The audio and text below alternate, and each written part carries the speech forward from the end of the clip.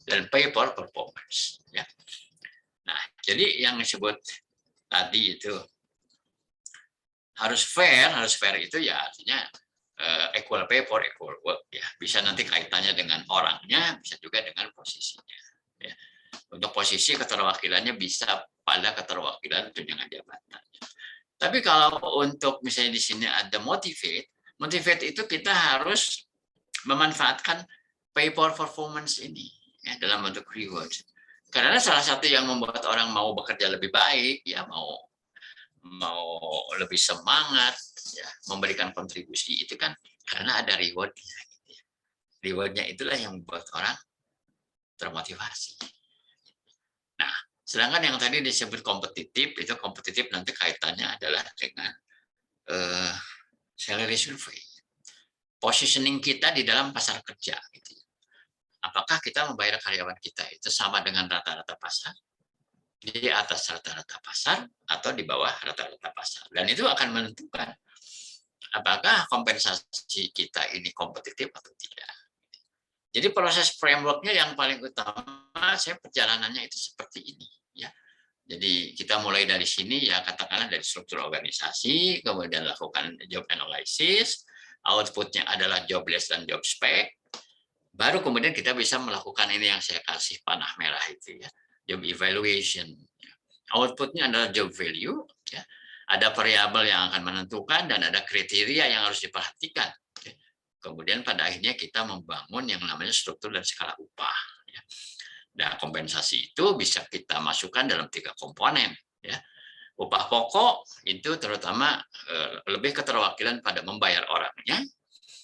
Tunjangan jabatan lebih keterwakilan kepada membayar posisinya. Sedangkan reward, apakah dalam bentuk insentif, komisi, bonus, itu merupakan keterwakilan untuk membayar kinerjanya. Gitu ya. Nah, saya agak banyak memang cerita di slide ini karena boleh dibilang jantungnya ini, ya slide ini sebenarnya jantungnya ya. Jadi sebenarnya kalau kita bisa menjelaskan apa yang ditampilkan pada slide ini dengan komprehensif, saya kira sih sebenarnya prinsip-prinsip dasar daripada menyusun grading itu sudah dikuasai sebenarnya pada dasarnya. Sebelum saya lanjut, silakan kalau ada pertanyaan. Silakan. Saya ada Pak ya. Silakan Pak. Ya. Ini saya menarik buat saya tadi 3 komponen 3P untuk susu tadi Pak ya. Ada gaji pokok atau person, position, dan performance. Nah ini yang kenapa menarik buat saya karena pada prakteknya ada tunjangan-tunjangan atau reward yang diberikan kepada pegawai kita di luar yang 3 ini. Misalnya THR Pak, ini masuk kemana saya pikir. Jadi pengupahan di Indonesia ini menurut saya lebih banyak kepada kebijakan politik daripada kebijakan SDM. Gitu Pak. Misalnya nih ada tunjangan kemahalan, tunjangan apa lagi ya? Tunjangan yang di luar ini saya pikir ya gimana itu Pak itu apakah apa jangan-jangan ini nggak ada manfaatnya sebenarnya tunjangan THR atau apa itu kalau misalnya kalau misalnya 3 ini saja sudah dipenuhi dengan kriteria yang 4 ini tadi fair, motivate, saya pikir nggak perlu lagi THR karena sudah ada di situ. Ya, Pak. Pak, nanti nggak bisa pulang kampung Pak kalau nggak ada THR. Ya, tapi kalau sudah ada di sini kan kita sudah bisa menabung, bisa. Karena masalahnya gaji pokok nggak pernah bisa ditabung kan gitu. Setahu saya gitu, tapi ya saya belum melakukan pengecekan. Nah, setahu saya di negara maju ya di luar negeri gitu kayak di Amerika, di Eropa itu nggak ada tunjangan hari raya. Nggak ada Pak ya. Nggak ada, ya.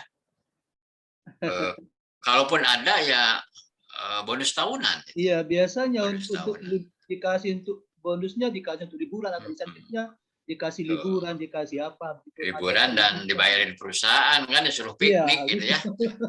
Ya. Nah sebenarnya gini Pak kalau kembali ke materi yang hari kemarin itu kan di dalam regulasinya itu baik di Undang-Undang Cipta Kerja maupun PP 36 itu, bahwa apa yang diterima oleh karyawan itu terbagi dua, yaitu pendapatan upah dan pendapatan non upah, Pak. Gitu ya. Iya.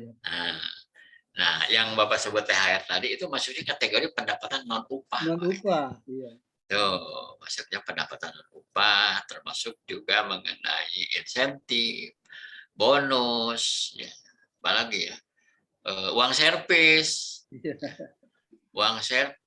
terus apa lagi? Uang pengganti fasilitas kerja gitu yang kemarin itu. Iya, Ya. tunjangan keluarga juga. Ya sebenarnya sih kalau lihat dari situ sebenarnya kita sangat kaya gitu ya, beragam, komponennya banyak gitu. Komponennya saja yang banyak. Gitu ya.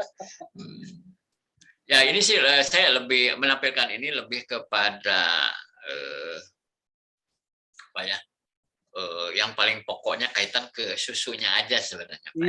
Iya. Jadi yang tadi disebut THR dan lain-lain itu di luar tabel susu, Pak. Iya. Gitu ya. Maksudnya ini teorinya begini, Pak ya. Ya betul.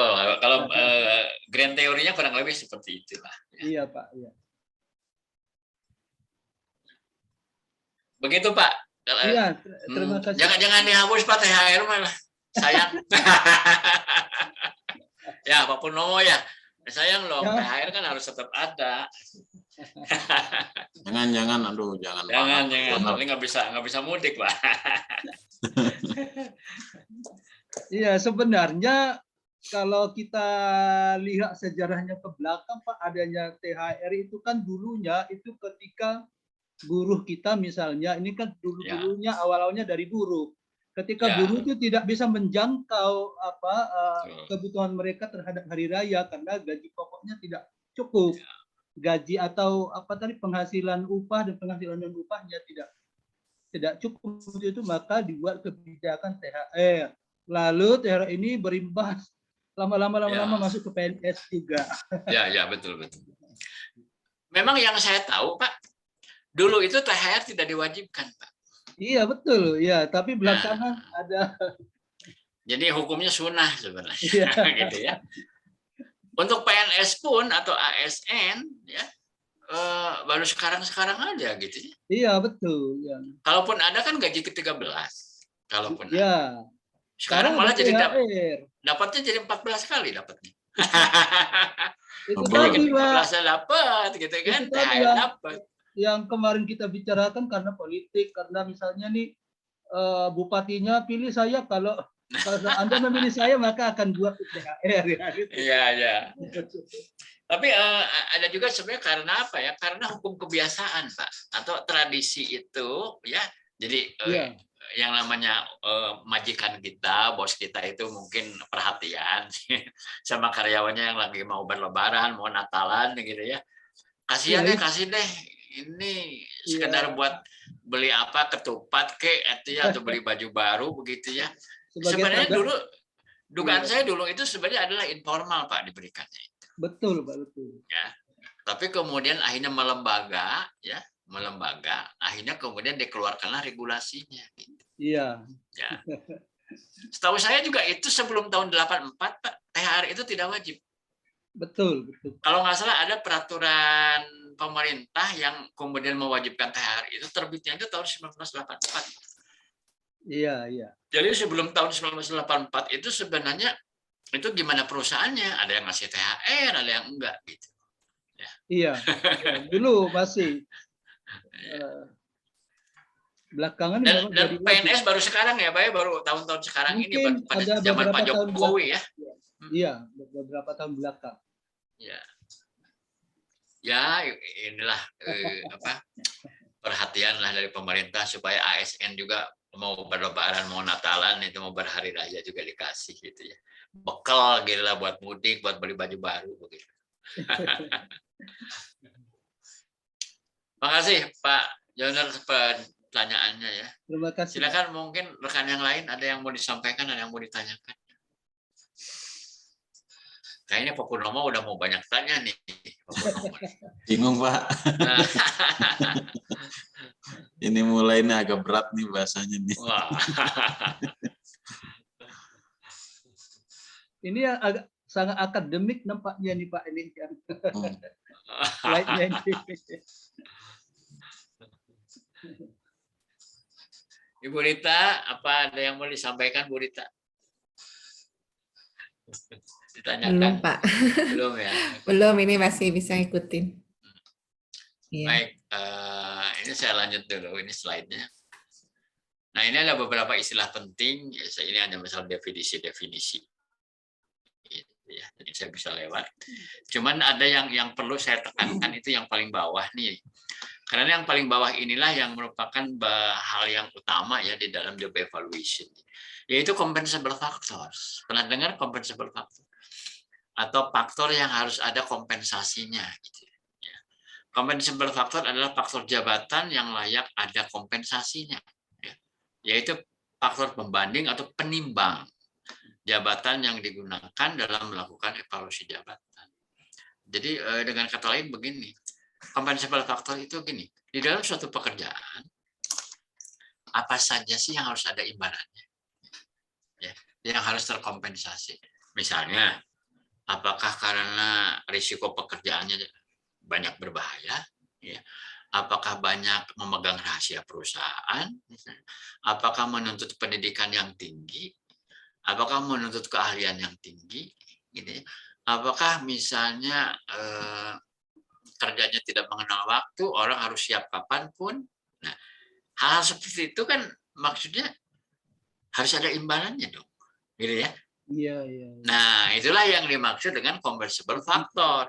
Ya, maka pada saat kita melakukan job evaluation itu, justru bagian pentingnya tuh ini sebenarnya compensable factor. Nah, sekarang ini, mumpung ini ada banyak dari perguruan tinggi ya. Kalau Bapak Ibu yang dari perguruan tinggi ngelihat tabel gaji, tabel golongan gaji yang dipakai, itu kan sebenarnya mengadopsi dari ASN ya, Pak Joner ya, betul ya? Iya, betul, betul. Nah, kalau saya tidak salah, seperti golongan 1A ya, sampai kemudian yang tertinggi itu 4E ya, kalau nggak salah ya, golongan 4E ya. 4E ya, untuk guru besar. Ya, itu kan faktor penentunya pendidikan formal terakhir ya, Pak Joner ya. Betul nggak? Pendidikan formal dan masa dan Ya. waktu itu kan ada pencapaian Masa kerja ya? Masa jabatan ya? masa kerja Ada kredit point juga, Pak. ya, kredit Oh, point. ada kredit point juga ya? Ya, kredit point tapi biasanya terkait dengan masa kerja. Misalnya dosen itu biasanya selain gaji pokok ada tunjangan jabatan, tunjangan fungsional namanya. Oke, kita keluarkan dulu tunjangannya, Pak.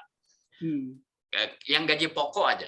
Yang gaji pokok itu kalau pemahaman pokok, saya ya, gaji pokok, lebih ditentukan pendidikan ya. Kerja. Pendidikan dan masa kerja ya. Sepertinya lebih ke masa kerja, Pak. Masa kerja ya. Karena antara S1, S2 dengan S3 itu gaji pokoknya bisa tidak berbeda kalau golongannya sama. Ya, ya. Ya, misalnya golongan 3A, S2 dengan S3 itu sama saja. Iya, jadi masa kerjanya.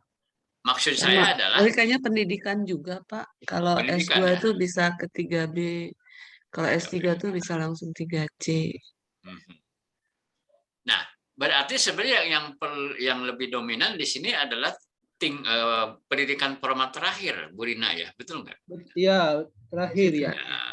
Nah, itu yang saya maksud.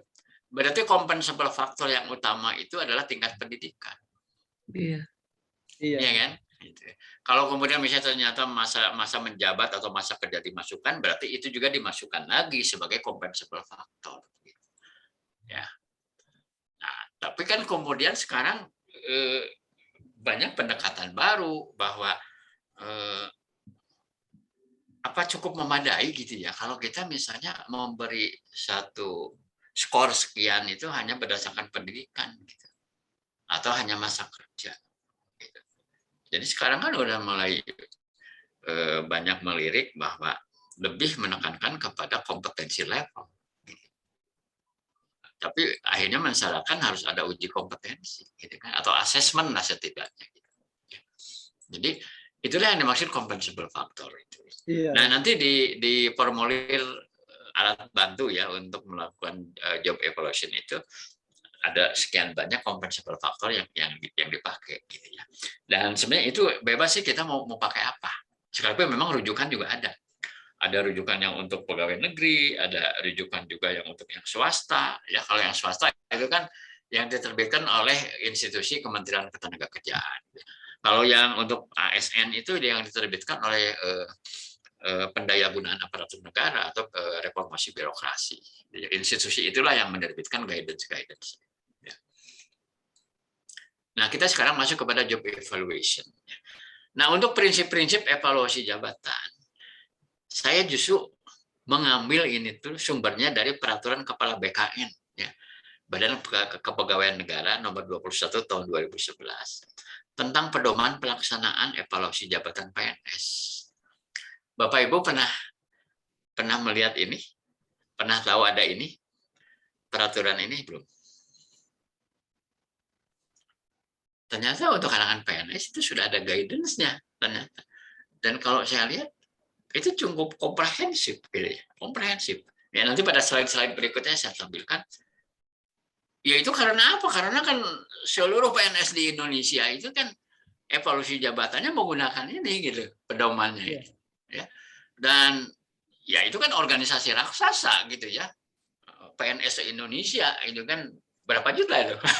PNS Indonesia itu kan dan berapa ribu jabatan gitu kan, banyak banget gitu ya, per instansi, per departemen. Nah ini hal-hal penting yang perlu saya sampaikan mengenai prinsip-prinsip evaluasi jabatan itu. Pertama, objek yang dievaluasi adalah tugas pokok dan fungsi jabatan yang diuraikan dalam informasi jabatan, bukan pegawai yang menduduki jabatan tersebut. Nah, jadi ini yang harus benar-benar diklarifikasi gitu. Kalau ada suatu kegiatan job evaluation itu yang harus dipahami, yang dievaluasi itu jabatannya, bukan mengevaluasi pemegang jabatan gitu ya. Nah, itu yang pertama. Di lapangan kadang-kadang suka miss, ya, suka miss. Ada orang yang dijadikan responden gitu ya dalam rangka menyusun job desk, kemudian dilanjutkan dengan job evaluation, atau pada saat kita menilai suatu jabatan, mengevaluasi, kadang-kadang suka bias dengan pemegangnya, Pak.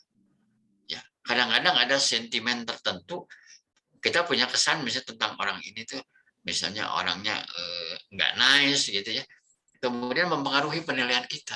Gitu. Nah, ini yang harus dipisah. Kita itu sedang mengevaluasi jabatannya, bukan sedang mengevaluasi pemegang jabatannya. Itu prinsip yang pertama. Yang kedua, evaluasi jabatan bukanlah suatu proses matematis. Ya, jadi sekalipun nanti kita menggunakan sistem poin, ya kuantitatif, tapi sebenarnya bukanlah suatu proses matematis. Tidak benar-benar matematika. Gitu ya. Evaluasi jabatan pada dasarnya adalah suatu proses pertimbangan intelektual, ya, atau intellectual judgment untuk menentukan nilai jabatan sebagai dasar penentuan kelas jabatan. So kadang-kadang juga ada yang ternyata itu sifatnya itu hanya bisa digunakan secara pendekatan subjektif kualitatif.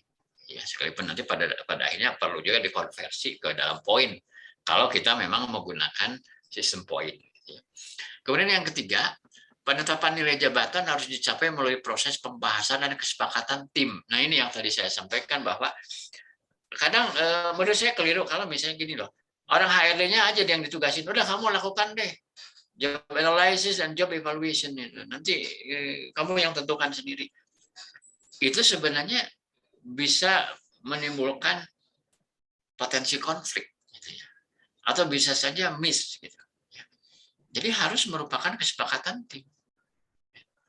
Pengalaman saya melakukan proses job analysis maupun evaluation itu ada kecenderungan yang tadi saya sampaikan bahwa pimpinan departemen itu pengen posisi-posisi yang ada di departemen dia itu memiliki value yang tinggi ya, sehingga mereka memperoleh grade yang tinggi dan gaji yang besar. Nah ini kan yang harus ditertibkan. Gitu ya. Sebenarnya bukan tidak boleh misalnya grade-nya harus tinggi, ya sepanjang memang objektif sih nggak ada masalah begitu. Ya. Oleh karena itulah memang harus dengan kesepakatan tim. Yang selanjutnya dituangkan dalam berita acara dan ditetapkan dengan peraturan atau kebijakan organisasi. Jadi sebenarnya bisa ada aspek politisnya juga gitu ya kadang-kadang. Karena menyangkut banyak petinggi perusahaan yang punya kepentingan gitu ya, dan job evaluation ini kan karena ujung-ujungnya adalah kepada kompensasi, ini cukup sensitif gitu ya. Yang harus diingat adalah, ini saya ambil dari salah satu sumber ya, bahwa job evaluation itu bukanlah suatu sains ya. Bukan pula suatu solusi untuk masalah gaji ya. Bukan pula sebagai pengganti ya untuk keputusan manajerial ya, tentang individu seseorang. Kan yang menentukan orang ini grade jabatan ini grade berapa itu ya harus dipisahkan dengan orangnya gitu ya. Kita harus melihat pekerjaannya, bukan juga merupakan satu teknik memotong biaya gitu ya, dievaluasi supaya bisa dikurangin. Keliru menurut saya, ada ngawur sebenarnya ya, konyol sebenarnya kalau menggunakan job evaluation sebagai satu teknik untuk memotong biaya gitu ya. Dan job evaluation itu tidak selalu konsisten dengan pasar kerja, tidak selalu. Ya, bisa saja begini Pak, ada dua jabatan, bobotnya mirip, tapi ternyata di pasar kerja jabatan yang satu itu dibayar lebih tinggi. Bisa kan terjadi seperti itu? Karena ternyata itu under supply. Bisa terjadi kan?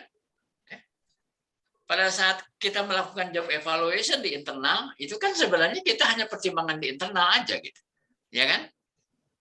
Tapi pada saat kita mau menyusun ya, dan melihat fakta yang ada sekarang, ternyata orang ini dengan jabatan ini dibayar lebih tinggi.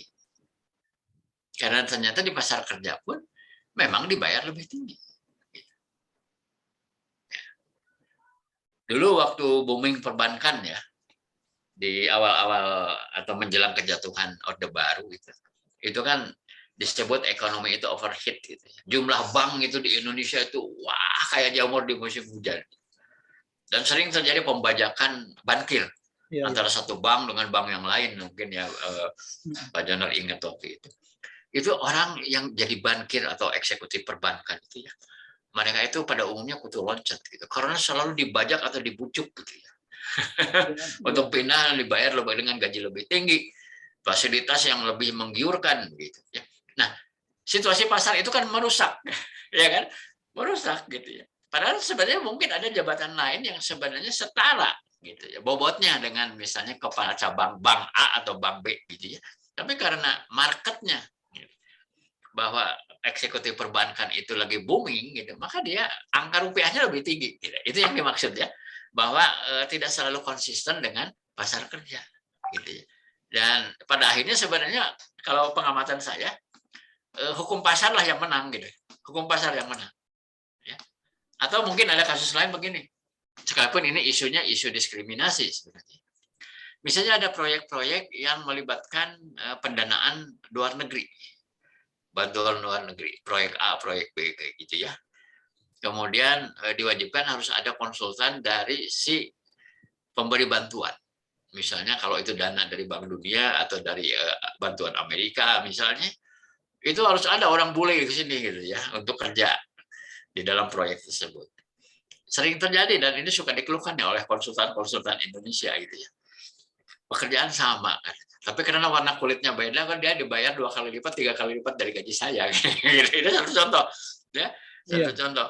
Bahwa sebenarnya kalau bicara job evaluation dan bobot jabatan itu sebenarnya nggak beda jauh gitu ya, cuma bedanya karena warna kulitnya dan asal usulnya beda gitu ya, maka orang-orang pribumi dibayar lebih rendah gitu. Itu satu contoh gitu ya, bahwa kadang-kadang tidak selalu konsisten dengan pasar kerja ya, gitu. Nah sekarang kita bicara metode yang dibutuhkan sesuai organisasi ya. Ya, mau metode yang mana gitu waktu kita melakukan job evaluation. Nah ini saya coba perkenalkan pilihan-pilihan metode.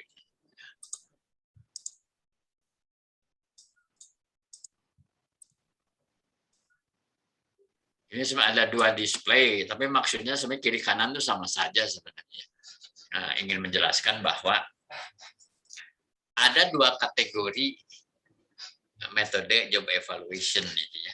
Yang pertama adalah yang disebut metode non-analitis, yang ini ya. Satu lagi adalah metode analitis.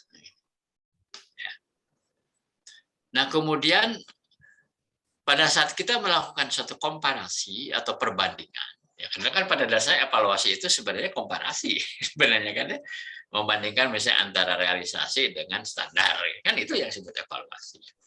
Membandingkan antara perencanaan dengan hasil, kan itu evaluasi.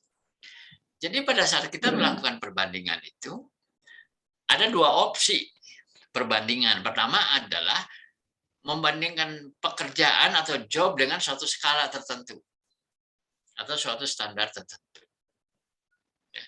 Yang kedua adalah membandingkan pekerjaan dengan pekerjaan. Jadi ini suatu matrik gitu ya, suatu matrik. Kita mau menggunakan metode perbandingannya perbandingan apa? Membandingkan pekerjaan dengan suatu skala atau membandingkan pekerjaan dengan pekerjaan. Barangkali ini kalau di dalam pekerjaan kita sebagai dosen, kalau kita menguji mahasiswa ya, UTS, UAS itu kan memberikan nilai ujian ke mereka itu bisa ada dua cara gitu. Ya. Ada yang disebut PAP, ada yang disebut PAN, betul ya? Ya. Penilaian acuan prestasi dan ada penilaian acuan norma, kan begitu ya. Menurut saya yang namanya membandingkan pekerjaan dengan suatu skala atau standar tertentu itu mirip dengan metode penilaian ujian mahasiswa dengan metode PAP, penilaian acuan prestasi. Misalnya kita akan kasih dia nilai A gitu. Kalau misalnya jawabannya benar misalnya 90 ke atas misalnya gitu. Ya. Jadi sama ada kategori-kategorinya itu, klasifikasi. Ya.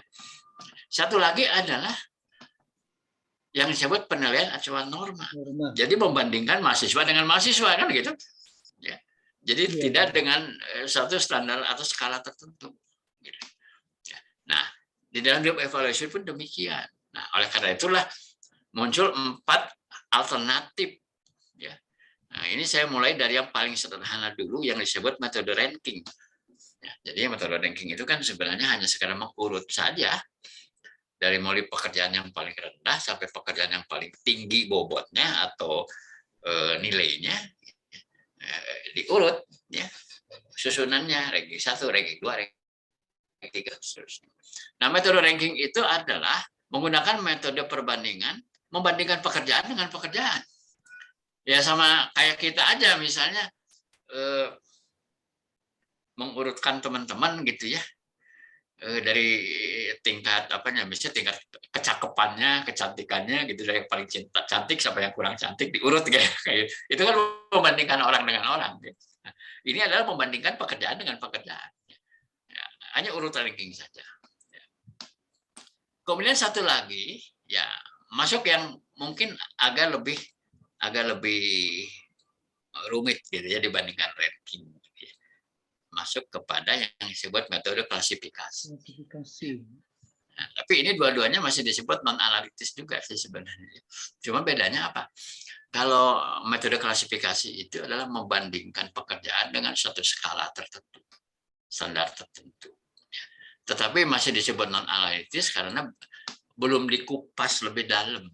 Masih yang disebut di sini kan metode non-analitis itu adalah metode yang dirancang di atas basis melihat pekerjaan sebagai satu keseluruhan.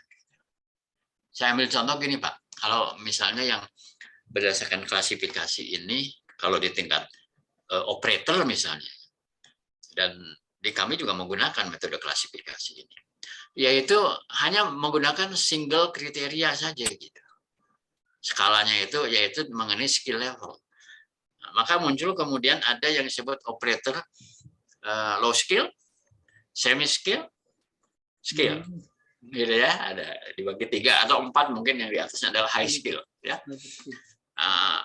Ya ada juga yang pakai unskill, tapi menurut saya unskill mungkin ya hampir nggak ada lah karena tukang sapu pun memerlukan skill sebenarnya kan ya. Yang disebut office boy pun memerlukan skill, dia membersihkan ruangan pun juga ada tekniknya sebenarnya. Jadi low skill, semi skill, skill, high skill. Nah itu satu contoh yang sederhana membandingkan pekerjaan dengan suatu skala, misalnya skala tingkat keterampilan. Nah, ini contoh metode klasifikasi. Gitu ya. Dan ini dua-duanya, baik ranking maupun metode klasifikasi, itu sifatnya non-analitis. Ya. Karena ngelihat pekerjaan sebagai suatu keseluruhan, disebutnya entire job. Ya. Kita naik berikutnya ke yang lebih complicated. Masuk ke yang faktor comparison, perbandingan faktor. Nah, ini membandingkan pekerjaan dengan pekerjaan sebenarnya. Tetapi tidak sesederhana sistem ranking. Dia membandingkan faktor-faktornya. Ya, jadi nanti dibikin ada beberapa faktor, terus dibanding-banding. Jadi tidak hanya sekedar job dengan job, tapi jobnya dipecah ada beberapa faktor di dalamnya. Misalnya faktor pendidikan, faktor keterampilan, faktor pengalaman, misalnya. Ya, nah, faktor-faktornya gitu. Nanti diperbandingkan. Jadi ya tabel matrik begitu ya. Tetapi satu jobnya bisa dipecah dalam beberapa faktor. Gitu. Ya. Nah, tapi ini artinya karena sudah mengupas, ya, tidak melihat satu job sebagai satu keseluruhan, jadi udah dikupas, udah dipecah di dalamnya ada berapa faktor, maka ini masuk kategori metode analitis. Ya. Di sini ada keterangan bahwa metode analitis itu adalah metode yang dirancang atas basis persyaratan dan elemen pekerjaan. Ya. Jadi persyaratan dan elemen pekerjaannya dikupas, dibuka, ada berapa banyak. Ya. Makanya disebut metode analitis. Jadi sebenarnya secara garis besar yang membedakan sebuah metode evaluasi jabatan itu apakah non-analitis ataupun analitis tergantung kepada cara memandang pekerjaan itu. Apakah memandang pekerjaan itu sebagai suatu kesatuan, suatu keseluruhan, atau memandangnya secara terurai, dibuka, dikupas di dalamnya. Ya.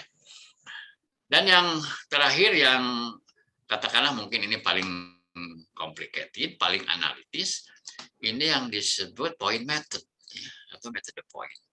Metode point ini adalah membandingkan pekerjaan dengan suatu skala tertentu. Nah, contoh formulir yang saya kirim dalam file terpisah itu adalah contoh suatu alat bantu sistem point, gitu ya. Yang itu sebenarnya itu kami adopsi dari Badan Kepegawaian Negara, Pak, sebenarnya. Cuma kami sesuaikan dengan kondisi di tempat kami. Jadi sedikit disederhanakan, nah, karena kan organisasi kami sekalipun karyawan ribuan orang kan tidak sebesar organisasi PNS di Indonesia, gitu ya. Tidak serumit itu. Jadi kami bikin beberapa penyederhanaan. Dan ya sejauh ini cukup membantu, ya. Supaya kalau kami agak ragu-ragu, misalnya untuk mempertimbangkan suatu jabatan itu sebenarnya bobotnya berapa, nah alat bantu ini lumayan, gitu ya, mempermudah pekerjaan. Jadi ini beberapa pilihan itu ya. Jadi kalau yang display sebelah kanan ini menjelaskan kiri ke kanan gitu ya. Makin ke kanan makin sulit gitu, makin complicated, makin kuantitatif gitu ya. Jadi yang termasuk non analitis itu ranking dan klasifikasi, yang termasuk analitik adalah perbandingan faktor dan metode point. Ya. Sampai sini karena ini bagian penting, silahkan kalau ada yang mau ditanyakan mengenai pilihan metode evaluasi jabatannya.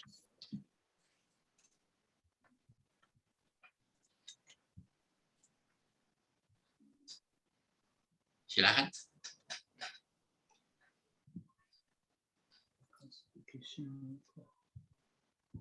Bu Deni, gimana Bu Deni? Ada yang mau ditanyakan?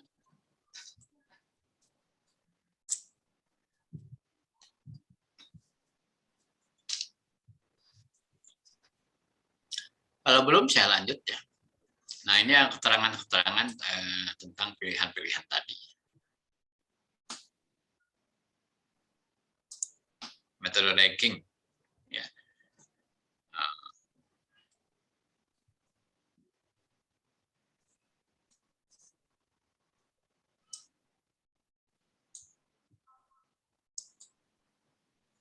Ini contoh form metode ranking, jadi hanya diurut saja. Dan kalau lihat di sini metode ranking itu karena itu holistik. Di sini cuma ada berapa job ya? Ada 10 ya. 10 job ini. tukang ngelas, ya operator mesin, tukang ngepak, tukang gerinda, ya, dan seterusnya. Ya. Toolmaker, ini kayaknya sebuah bengkel kecil sebenarnya. Jadi metode ranking ini metode yang cocok untuk perusahaan yang ukurannya kecil. Ya, ukurannya kecil. Dan yang berkompeten untuk melakukan urut ranking adalah ya biasanya ownernya yang menguasai betul seluk-beluk pekerjaan di perusahaan itu atau di bengkel itu. Dan tidak berarti salah ya. Karena kalau yang melakukan urut ranking ini orang yang memahami pekerjaan ujung ke ujung, itu sebenarnya valid. Valid. Ya, karena dia mengerti betul pekerjaan mana yang lebih sulit, pekerjaan mana yang lebih gampang, pekerjaan mana yang lebih berisiko, pekerjaan mana yang tidak terlalu berisiko. Jadi kan ini cepat melakukan ini, mungkin nggak perlu panggil konsultan, nggak perlu. Yang penting ownernya memang dia menguasai betul secara teknis di lapangan gitu, berbagai pekerjaan ini, sehingga dia dengan mudah mengurut ranking. Gitu. Ya. Dan ini juga terjadi karena kami memang tidak menggunakan urut ranking, tapi klasifikasi. Tahun 97 di tempat saya sekarang ini, waktu itu kami mulai menata pengupahan untuk operator terutama. Maka yang kami lakukan adalah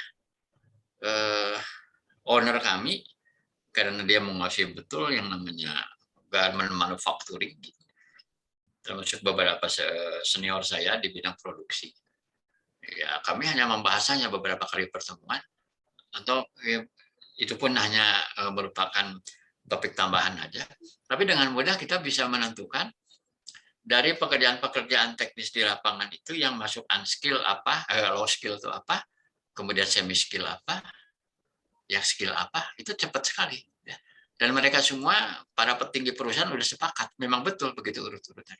Jadi cepat sekali, gitu. Ya. Jadi kadang bisa saja manggil konsultan malah jadi dibikin ribet, gitu ya.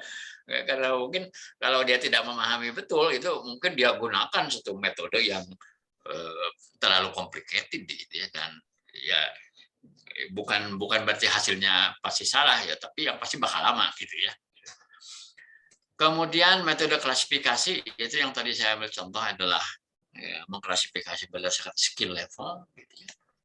Nah, ini contohnya, ini kekuatan kelebihannya, ya, kelemahannya apa, gitu ya. Ya cepat dan murah, sederhana, gitu ya.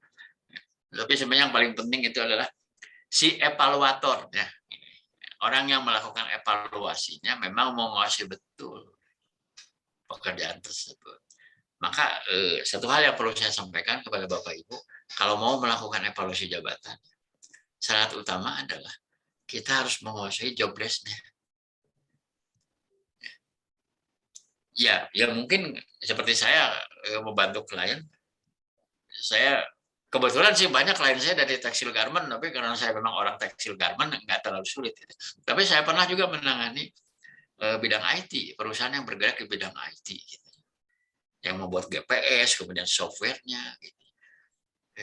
Maka mau nggak mau ya pada saat kita menimbang suatu jabatan itu bobotnya berapa, ya kita harus sambil baca job desk-nya. Kalau nggak sambil baca atau nggak dipelajari dulu job desk-nya, bisa ngaco juga. Dan hampir nggak mungkin gitu ya. Kita memberikan satu evaluasi, tapi kita tidak menguasai job description-nya. Nah ini contoh form metode klasifikasi. Jadi kalau di sini adalah ada eksekutif, ada skill worker. Nah itu yang tadi saya cerita itu ya, ada skill workers, ada semi skill dan less skill. Gitu ya. Jadi ada kelas 1, kelas 2, kelas 3, kelas 4. Jadi hanya klasifikasi saja. Ya. Kemudian metode perbandingan faktor. Nah jadi sebenarnya ini kan membandingkan pekerjaan dengan pekerjaan. Hanya dikupas, gitu. Ada beberapa faktor yang mau diperbandingkan, misalnya kemampuan, effort, tanggung jawab, dan kondisi pekerjaan. Misalnya. Ya ini mungkin satu contoh aja ya. Jabatan kuncinya ditentukan dulu apa, kemudian skillnya, usahanya, tanggung jawabnya, kondisi kerjanya. Ya. Yang diberi angka lebih besar berarti memang lebih tinggi gitu pemberian bobotnya. Ya, tinggal dijumlahkan saja. Jadi ini membandingkan pekerjaan dengan pekerjaan.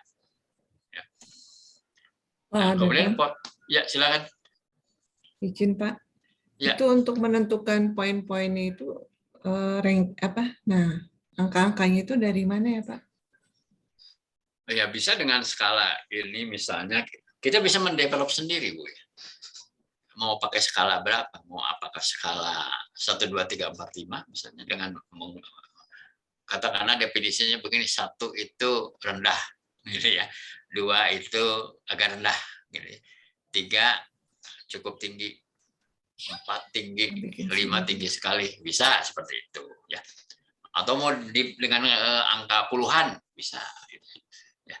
Atau memang ada yang bilang begini, kalau terlalu sedikit klasifikasinya, itu kadang terlalu blur gitu, ya, Bu Rita ya. Kadang dibikin dia agak banyak, gitu, supaya tidak terlalu blur. Gitu ya. Jadi Lalu kadang itu ya sedikit ya, angkanya. betul, supaya diferensiasinya lebih kentara gitu, ya, diferensiasinya lebih kentara. Gitu. Dan itu sama yang, itu Pak. Ya, silakan. Jadi job desk itu mau perusahaan kecil biasanya kita agak nggak cuman sederhana sekali, ternyata itu penting sekali ya Pak. Penting. Job desk itu penting sekali gitu. Ya, minimal urian tugas Bu. Minimal. Iya. Jadi dia itu melakukan tugas apa saja. Nah, itu bagian pentingnya di situ. Yang utama. Ya. Terima kasih Pak. Tanpa job desk kita nggak bisa ngapa-ngapain Bu. Iya, betul. Dikasih formulir evaluasi jabatannya, tapi kita nggak pegang job desk-nya juga kita bingung jawab gitu, ya kan? Iya.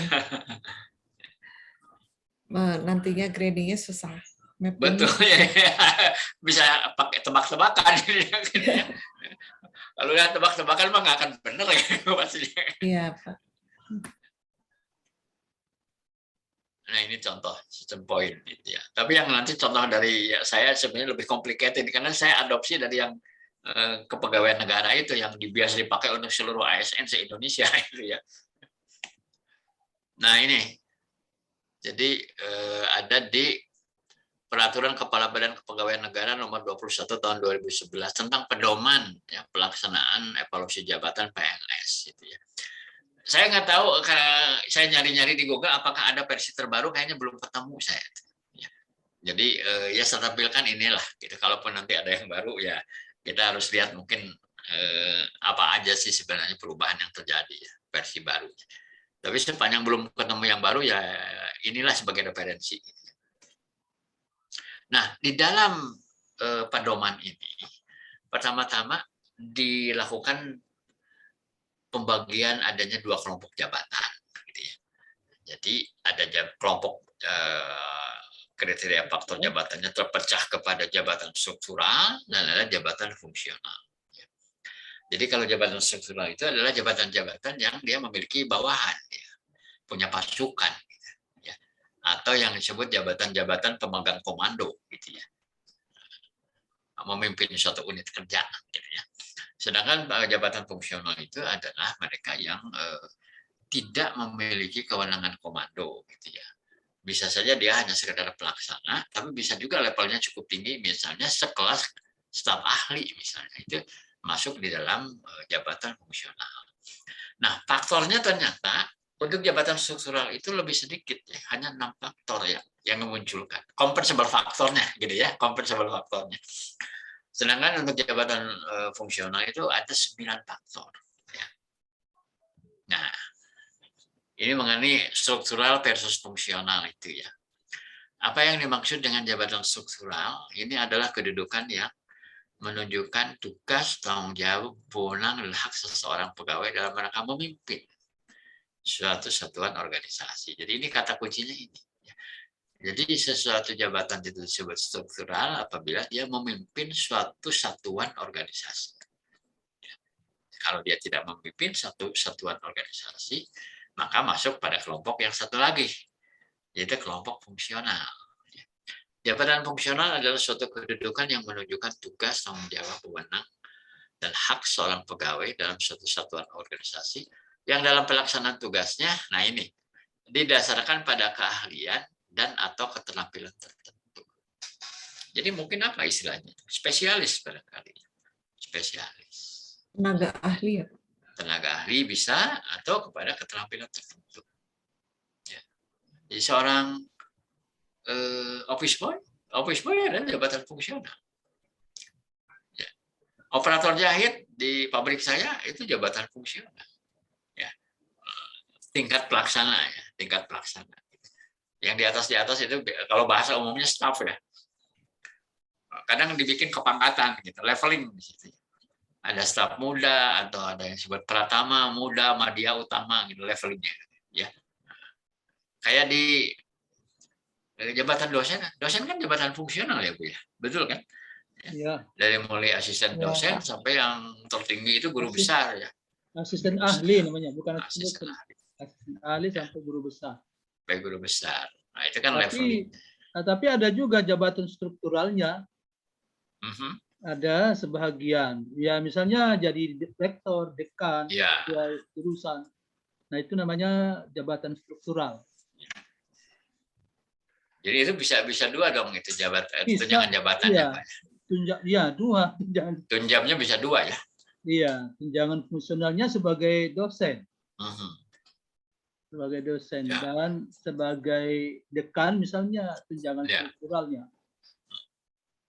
Mungkin sama dengan di rumah sakit ya, ada dokter yang juga pegang jabatan struktural. Iya, karena Selain dia berpraktek juga ya. karena Jadi dia dua apa ya, fungsinya dua mungkin ya di dokter. dua, betul. Dokter sama dosen tuh mirip, Pak. Dokter sama dosen tuh mirip sebenarnya. Karena dosen ada 3 fungsi, Pak, namanya kan tridharma perguruan tinggi. Oh ya, untuk yang ini ya. 3 fungsinya dosen. Ya. Dharmanya itu 3. Jadi sebagai dosen dia punya tugas 3. Ya, yang tridharma perguruan tinggi itu ya, Pak ya. Iya. Oke, ini struktural versus fungsionalnya. Kemudian tadi yang disebut 6 faktor. Nah, ini yang disebut compensable faktornya itu ini. Jadi untuk jabatan struktural itu ada 6 compensable faktor ya. Adapun skornya itu cukup tinggi ini ya. Total nilainya itu rentangnya dari 1165 sampai 4730 atau poin skornya itu ya. Jadi yang pertama adalah ruang lingkup pekerjaan dan dampak. Ya. Ruang lingkup pekerjaan dan dampak. Ya, terjadi dari 5 level. Ya, rentang nilainya itu 175 sampai 900. Ya. Kemudian pengaturan organisasi. Ya. Ini saya kasih persentase itu setelah dihitung gitu ya, bahwa ini kontribusinya berapa persen gitu ya. Pengaturan organisasi itu kontribusinya 7,4%. Ya. Sedangkan yang tadi nomor 1 19%. Ini terdiri dari 3 level, rentang nilainya itu 100 sampai 350. Ya. Jadi ini kan bicara pembobotan sebenarnya ya, dari masing-masing compensable factor. Yang ketiga adalah wewenang kepenyediaan dan manajerial, ya 19%, terdiri dari 3 level, rentangnya 450 sampai 900. Kemudian hubungan personal ini dibagi dalam 2 subfaktor ya, ada sifat dan ada tujuan. Masing-masing terdiri dari 4 level. Rentangnya itu sekian ya. Kemudian kesulitan dalam pengarahan pekerjaan. Ini cukup tinggi ini kontribusinya 21,77%. 8 level. Rentang nilainya itu 75 sampai 1030. Jadi ini kelihatannya adalah faktor yang paling dominan gitu ya di antara yang lain. Nah, sebenarnya yang nomor 6 itu kondisi lain, cuman ini agak blur sama kondisi lain itu kan, karena isinya bisa macam-macam sebenarnya kondisi lain itu ya. Bisa juga apa tugas-tugas yang ya itu tidak spesifik ditulis dalam job desk-nya gitu ya. Tapi ini kondisi lain dan bisa saja politis sebenarnya. Malah lebih tinggi, Pak ya. Lebih tinggi 28% ini ya. Ini terdiri dari 6 level ya, rentang nilainya 310 sampai 1325. Ini untuk jabatan struktural. Untuk jabatan fungsional ini sampai 2 slide ya, karena banyak gitu ya, ada 9. Total nilainya 190 sampai 4.480 ya, jadi tetap yang paling tinggi di struktural ya, karena di struktural itu kan total nilainya sampai 4730 ya, sedangkan di fungsional itu tertingginya 4480 ya skornya itu. Nah, 9 compensable factor itu yang pertama adalah pengetahuan yang dibutuhkan. Ya, ini cukup banyak ini Betul di 41. sini karena mungkin karena dia spesialis gitu ya. Iya. Itu 41% lebih ya 40. Kemudian pengawasan penyelia ya 14%. Ini 5 level, yang di atas 9 level. Kemudian pedoman dan pertimbangan gitu ya. Terdiri dari 5 level, ya, bobotnya 14,5%. Kompleksitas, kerumitan pekerjaan 10% ya, ini 6 level. Rentangnya 25 sampai 450. Kemudian ruang lingkup dan dampak 10%, terdiri dari 8 level.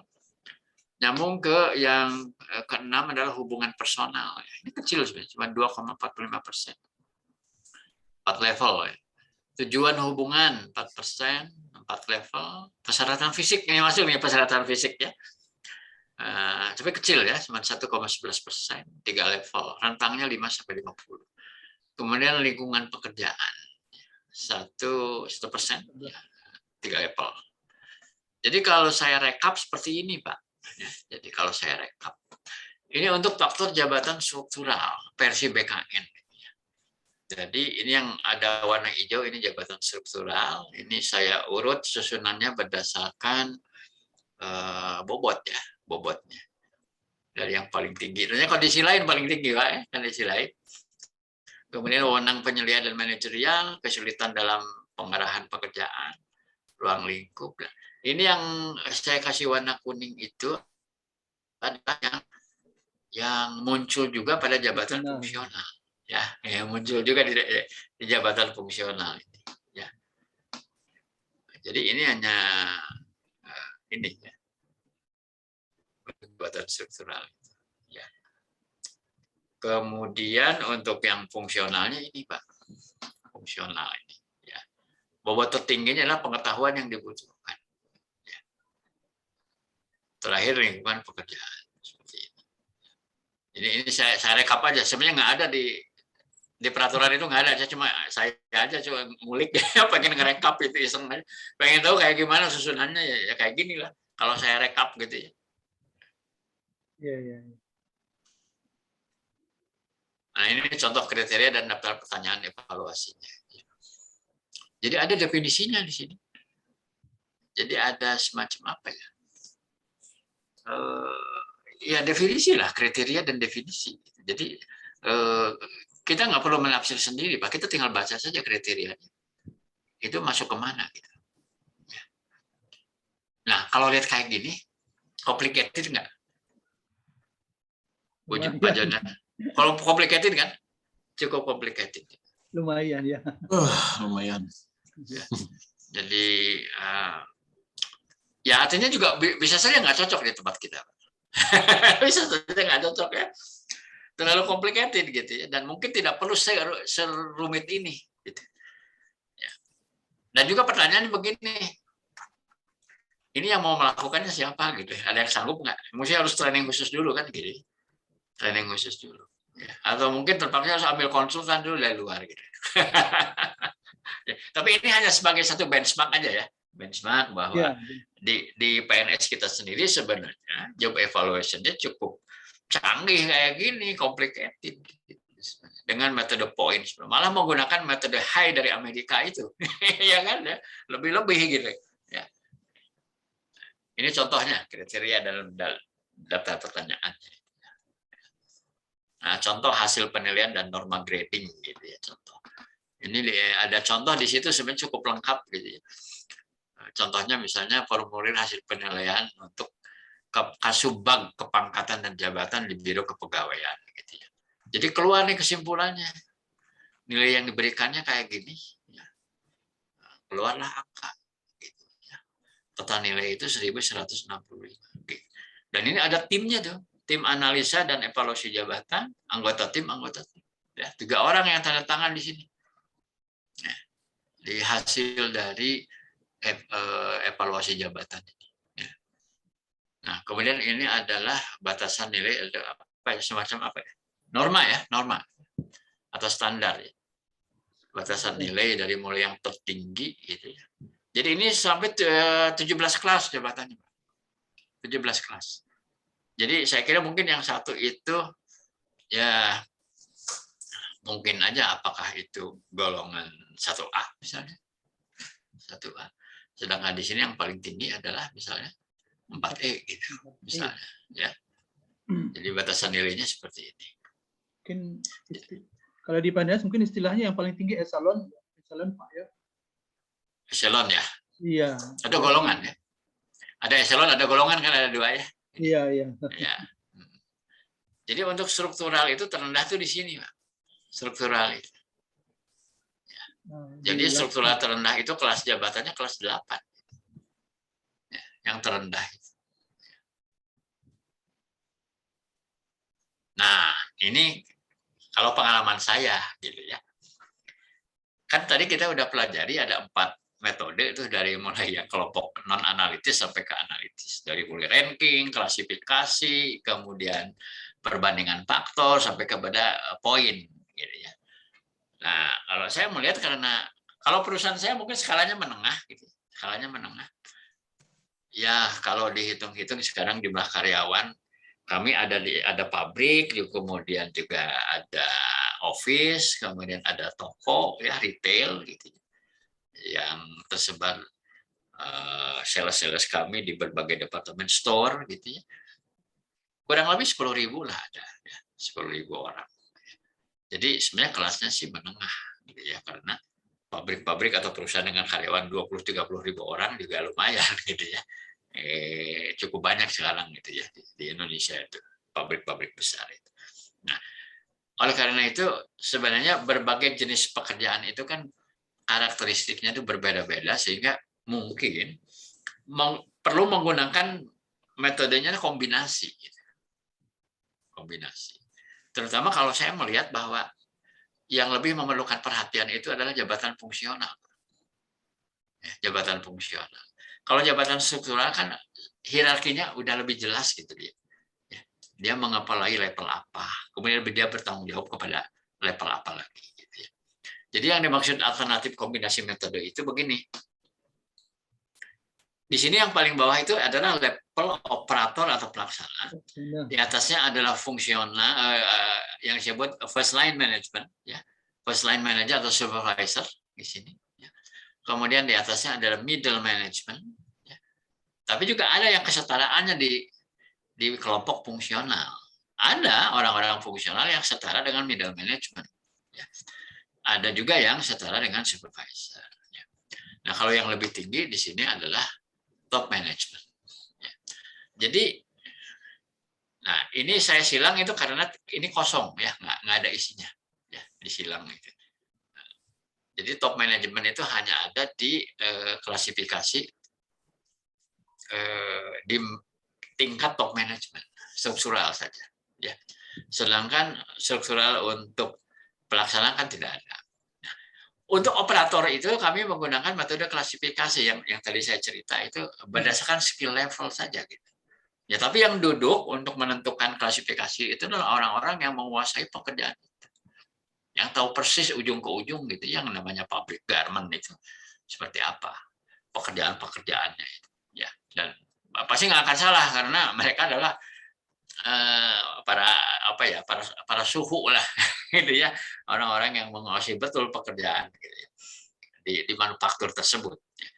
Kemudian di atasnya, nah ini untuk yang fungsional ya, kita menggunakan metode point. Nah, baik untuk level secara first line maupun setelah middle management, kita menggunakan metode point. Sedangkan untuk yang struktural kita hanya menggunakan metode klasifikasi aja. Karena hierarkinya sudah tergambar di dalam struktur organisasi. Gitu ya.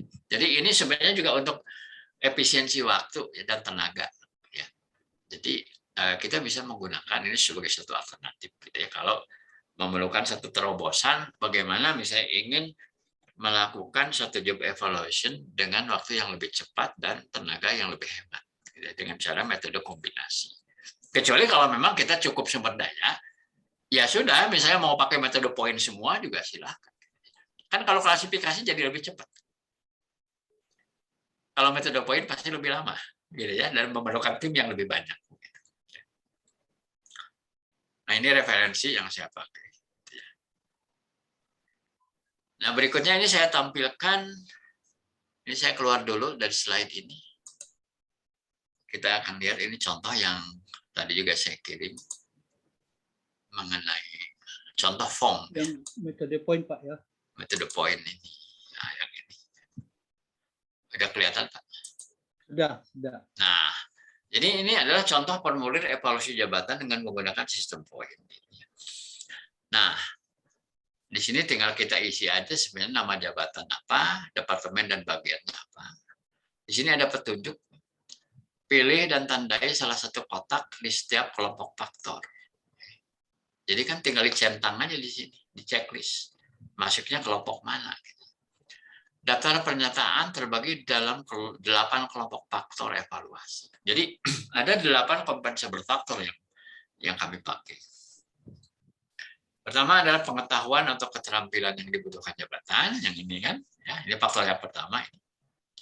Yang kedua adalah pengawasan penyelia, kemudian pedoman, kompleksitas, ruang lingkup dan dampak, hubungan personal dan tujuan hubungan, kemudian persyaratan fisik dan lingkungan pekerja. Nah, coba kita lihat yang pertama ini. Pengetahuan atau keterampilan yang dibutuhkan jabatan. Di sini ada definisinya. Faktor ini mengukur sifat dan tingkat informasi atau fakta yang harus diketahui karyawan untuk melaksanakan pekerjaan. Antara lain langkah, prosedur, praktek, peraturan, kebijakan, teori, prinsip, konsep, dan tingkat keahlian yang dibutuhkan untuk menerapkan pengetahuan tersebut. Nah, ini kita bisa melakukan checklist itu, suatu jabatan itu masuk di kelompok mana. Syaratnya tadi, kita harus menguasai job desk-nya. Ya, atau setidaknya begini, pada saat kita mengisi formulir ini, kita harus sambil pegang job desk-nya. Untuk menimbang, mengevaluasi ini masuknya dalam kelompok yang mana. Ya. Tapi menurut saya memang harus dibaca dulu job list-nya. Kalau nggak dibaca dulu job list-nya, kita pasti mengalami kesulitan untuk menentukan pilihan kita centang yang mana gitu. Ya kan? Nah, ini dari mulai poin 11 sampai 18 itu, makin ke bawah itu makin tinggi levelnya. Makanya ini skornya pun makin tinggi. Yang terendah kan 50, paling tinggi di sini 1850. Ya. Terdiri dari 8 level. Ya. Jadi yang paling rendah itu, kalau bicara faktor pengetahuan dan keterampilan, level 11 ya, pengetahuan tentang tugas atau operasinya sederhana, rutin atau berulang yang tidak membutuhkan pelatihan atau pengalaman sebelumnya. Keterampilan untuk menjalankan peralatan sederhana yang tidak membutuhkan pelatihan atau pengalaman sebelumnya.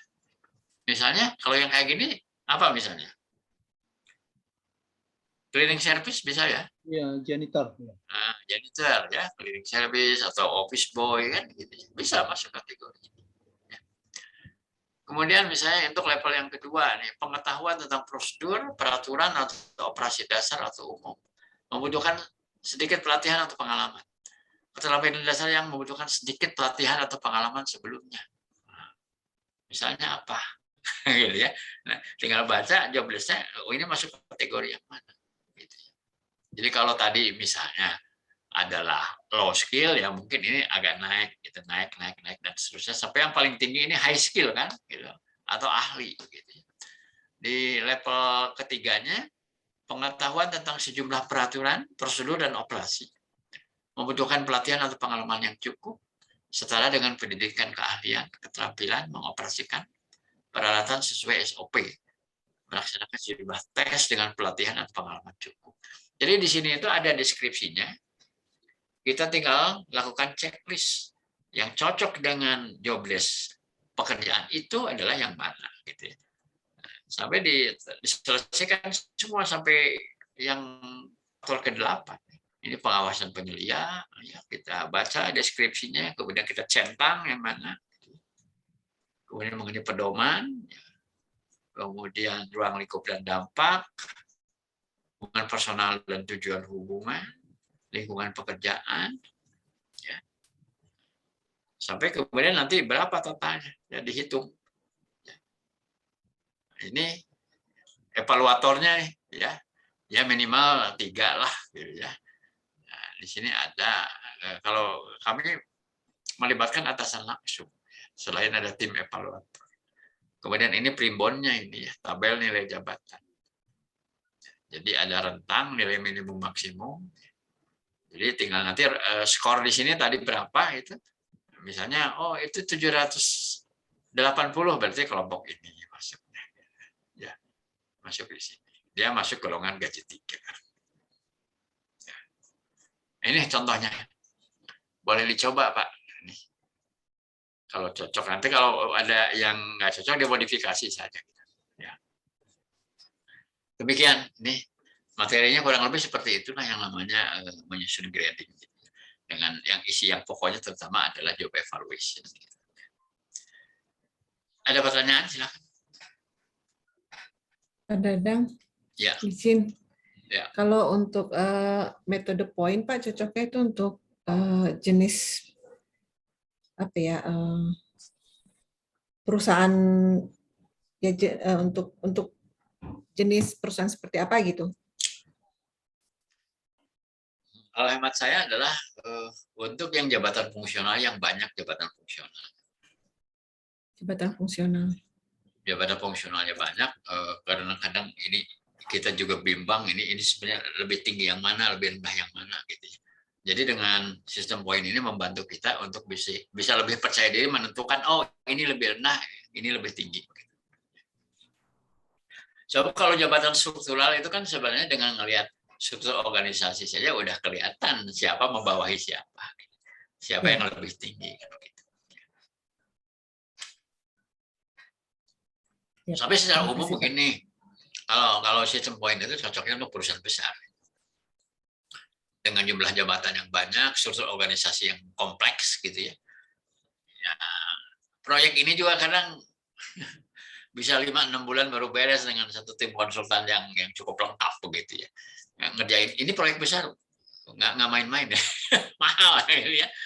Proyek besar ini kalau mengerjakan yang seperti ini untuk suatu organisasi yang besar. Izin Pak Dadang. Ya, Pak. Terima kasih, Ya. Pak. Ya. Silakan, Pak. Ini saya tertarik tadi Bapak membagi 2 jabatan ya di perusahaan. Ada jabatan fungsional dan ada jabatan struktural. Nah, selama ini yang saya pahami kalau ada jabatan struktural dan ada jabatan fungsional itu pada umumnya di pemerintahan ya Bapak ya. Dan juga perguruan tinggi ada itu karena ada pada umumnya itu kan organisasinya adalah pelayanan masyarakat.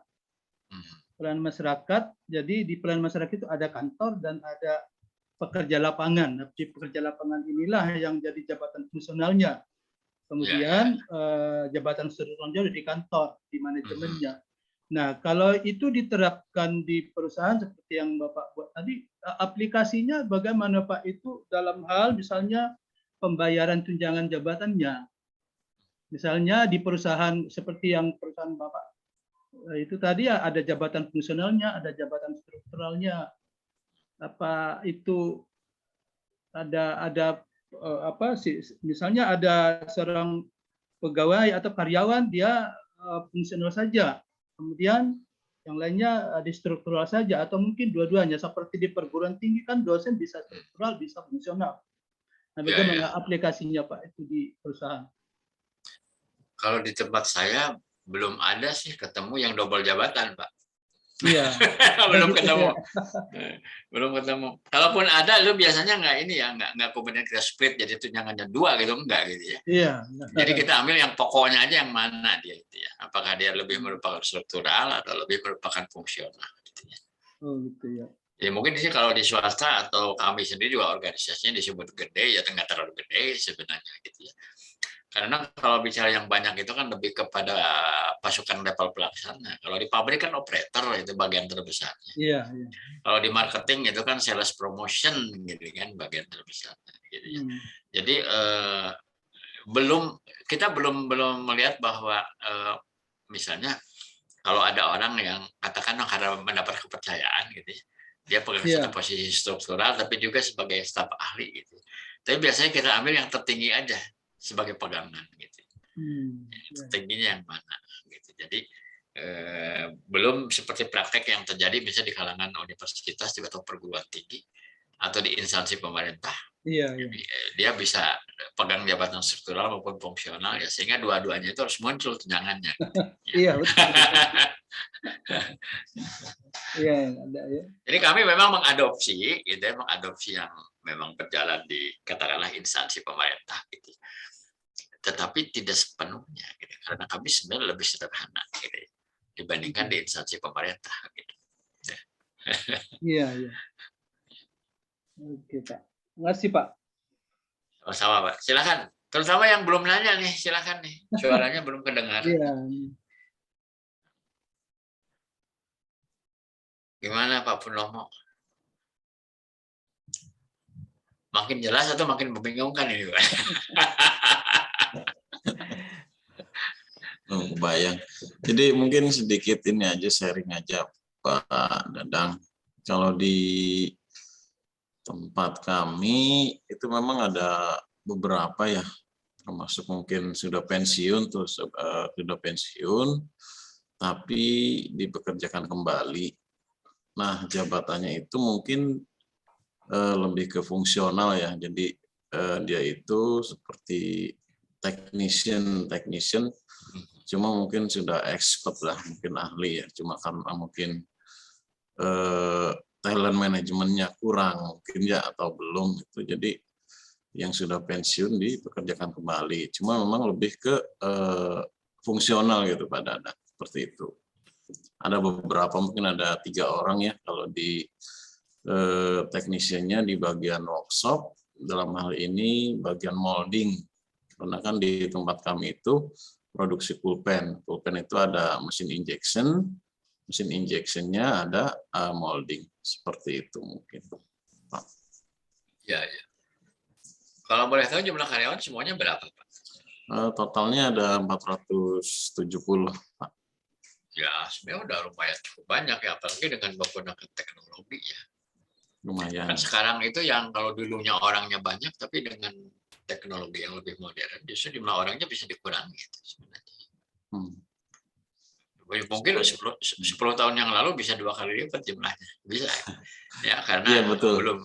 belum pakai teknologi seperti sekarang. Dulu sempat 1.250 Pak, cuma berkurang. Tahun 2018 itu masih ada 700, mungkin produksi juga agak berkurang terkait pandemi juga, makanya sekarang 470. Ya, ya. Tapi kapasitas sama ya atau meningkat dibanding dulu? Kapasitas sih agak menurun Pak, terkait order sih, kan pulpen produknya ya, jadi sekarang sih udah agak meningkat Pak, karena kan di luar negeri sendiri, karena kebanyakan ekspor kita Pak. Ekspor ya? Iya, ekspornya ke Amerika gitu kan, jadi ke Arab juga ada seperti itu. Pakai brand nggak Pak? Ada brandnya ya? Ada, brandnya Zebra, yang dulu merek top dulunya. Iya, betul. Ya, jadi sejak 2015 kita ganti brandnya, ganti Zebra seperti itu. Ya. Jadi cukup berdampak juga sih Pak, semenjak pandemi ini. Ya. Ketika di Amerika sendiri terdampak ya secara global ya, untuk order produksi juga terdampak seperti itu. Banyak ini ya sekolah dari rumah gitu ya. Betul. Jadi anak-anak nggak banyak beli pulpen. Betul. Langsung berasa itu Bang. Cuma sekarang sih udah kalau di Kabupaten Kuningan sendiri untuk anak sekolah sudah full PTM sih Pak, walaupun mungkin gitu masih level 3 seperti itu. Ya itu yang udah purnawirawan atau yang udah pensiun masuk lagi ya itu full time ya Pak ya, full time ya. Full time Pak. Full time, ya. Ya kalau dia tidak membawahi atau memimpin unit kerja itu fungsional lah tentunya. Ya teknisi ahli lah barangkali ya. Iya seperti itu. Makasih Pak Purnomo sharingnya. Siap. Ini yang belum kedengaran suaranya siapa nih? Bu Deni nih. Kayaknya masih mikir mau nanya apa.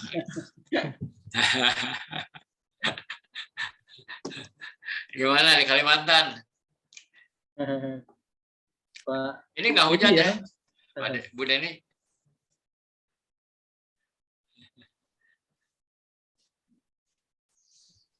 Kayak Delay koneksinya seperti deh. ini.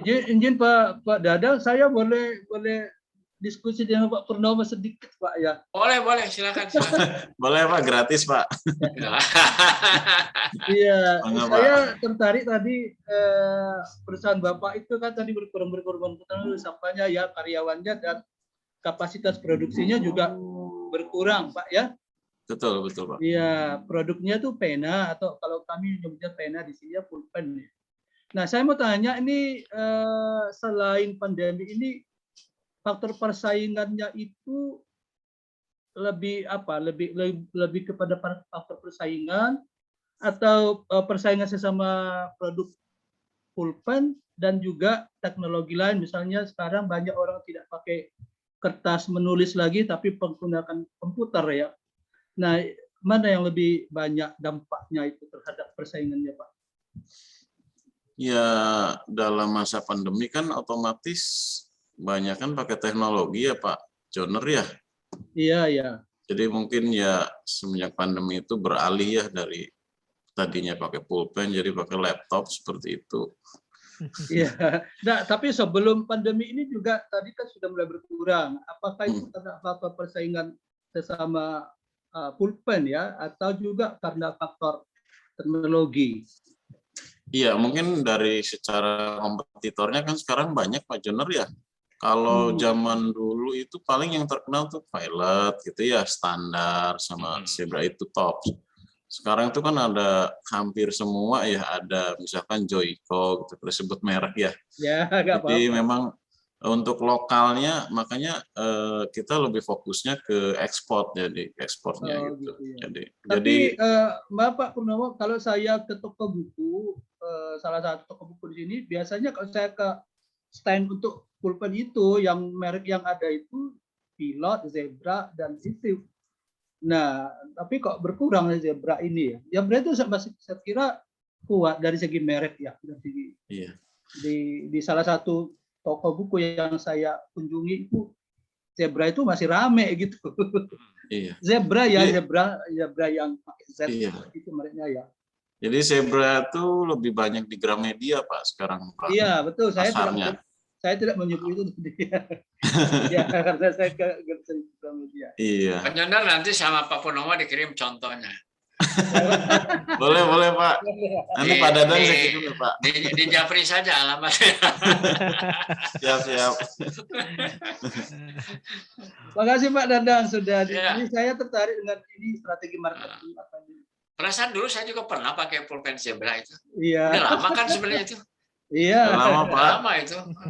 Wajib Pak. Iya. Tapi untuk Zebra sendiri kan yang relokasi hanya apa? Maksudnya relokasi cuma yang masih ada di Jakarta dan itu nyewa gedungnya itu bagian desain marketing sama ekspor import. Ya. Jadi selain ada di itu, sana. Iya, jadi dan untuk apa namanya distribusinya memang kita pakai grup Asaba gitu namanya seperti itu. Jadi masih ada di Jakarta seperti itu. Ya. Tapi untuk pabriknya, kantornya memang sudah relokasi ke Kabupaten Kuningan semua. Ya. Makasih Pak Purnomo nih sharingnya nih. Baik. Bu Deni, sudah ada yang mau disampaikan? Silakan. Atau Bu Rina barangkali Bu Rina. Bu Marta gimana? Ya. Menyimak. Ya. Silakan kalau ada yang mau ditanyakan atau di-sharingkan boleh.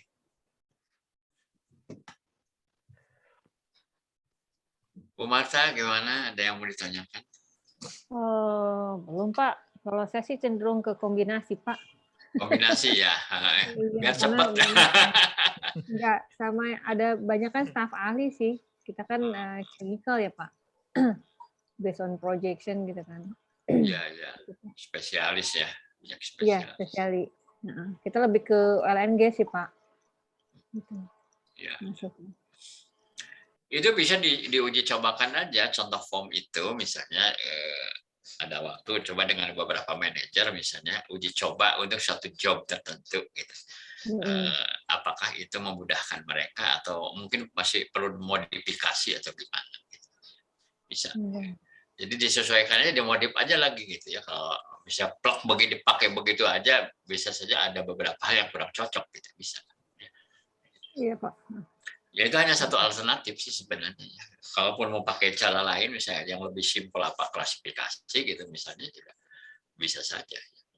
Ya kalau klasifikasi kan lebih apa ya? Gimana? Tidak terlalu analitis kalau klasifikasi, itu hanya grouping saja kan gitu. Iya. Iya Pak.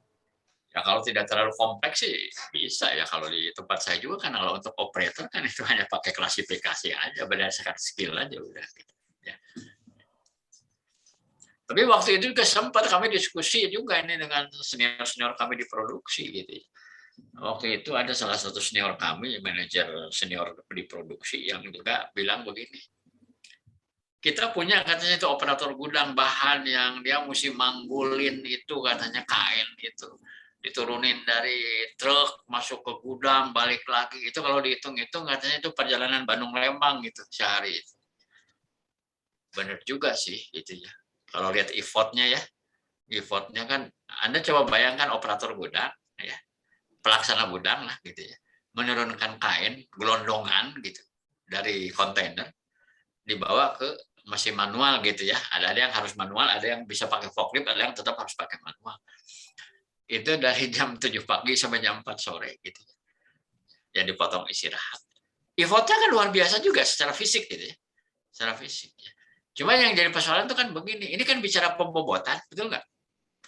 Pembobotan. Jadi misalnya upaya fisik itu mau dikasih bobot berapa? Gitu. Kalau lihat versinya yang BKN tadi kan, untuk jabatan struktural ternyata adalah kondisi lain yang lebih gede. Ya kan? Kondisi lain yang gede. Ya. Sementara untuk jabatan fungsional, kalau versinya BKN yang gede bobotnya itu adalah pengetahuan kan? Ya. Pengetahuan. Jadi, nah, compensable faktornya apa dan diberi bobot berapa sebenarnya tergantung perusahaan kita. Akan memandang suatu faktor itu apakah harus diberi bobot lebih tinggi atau lebih rendah. Gitu. Yang tadi di awal saya diskusi, kok kalau lihat PNS itu golongan 1A sampai 4E-nya itu ternyata lebih kepada basis pendidikan formal. Artinya apa? Compensable faktor yang utama yang dipakai adalah tingkat pendidikan. Pendidikan. Ya kan? Paling ditambah masa kerja ya, Pak Jenner ya, paling ditambah masa kerja gitu dua. Gitu. Paling ada ini kali Pak Dadang, kalau di kita tuh ada job desk sama KPI, ada apa?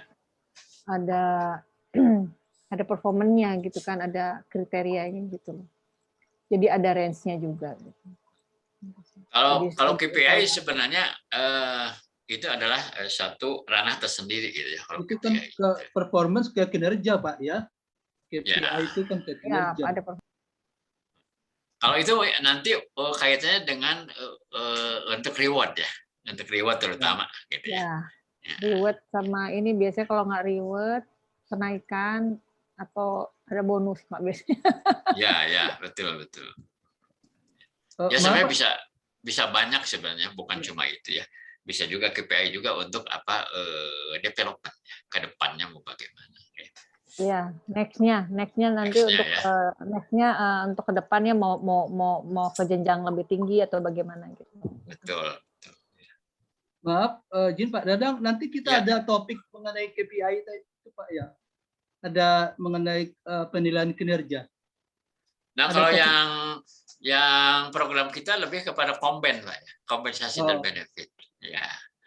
Kalau untuk penilaian kinerja atau performance management, kayaknya mesti bikin lagi acaranya yang baru. Harus bikin lagi. Karena saya sebenarnya lebih butuh itu sebenarnya. Ya bikin aja lah Pak. Boleh Pak, nanti kita bikin Pak.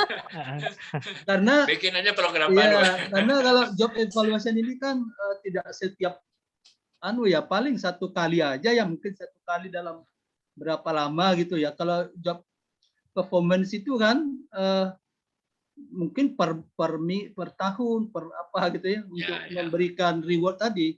Gitu ya. Ya, tapi kalau perusahaannya rajin robah-robah struktur, jadi sering juga Pak job evaluation. Iya, betul. Rajin-rajin robah struktur, ngotak-ngatik job desk gitu kan. Bergeser semua gitu ya. Bobot jabatannya bergeser, berarti harus dievaluasi ulang gitu ya. Iya, Pak. Bisa terjadi seperti itu. Gitu. Ya. Jangan khawatir Pak Jonan, itu tinggal bilang ke Pak Hafiz bikin acara ini, topik ini gitu. Iya Pak. Nanti diinformasikan Pak Jonar. Boleh. Baik, Bapak Ibu, ada yang masih mau disampaikan? Silahkan.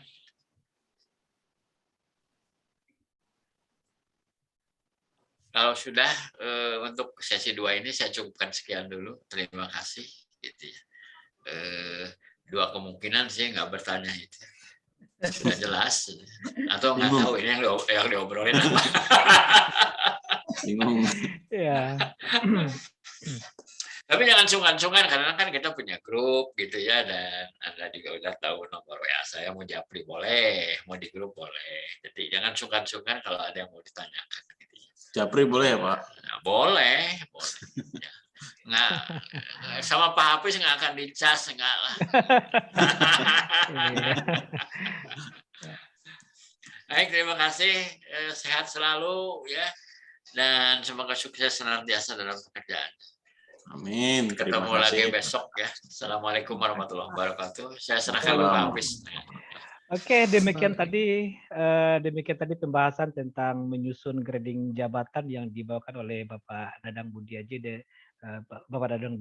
dan besok kita ketemu lagi dengan topik menyusun sistem remunerasi. Terima kasih atas pemaparan dan diskusinya yang luar biasa Pak Dadang. Diharapkan akan mendapatkan banyak bekal untuk dapat diaplikasikan dalam lingkungan kerja sehari-hari. Baik, sampai ketemu besok. Selamat malam. Assalamualaikum warahmatullahi wabarakatuh. Waalaikumsalam warahmatullahi wabarakatuh. Selamat istirahat.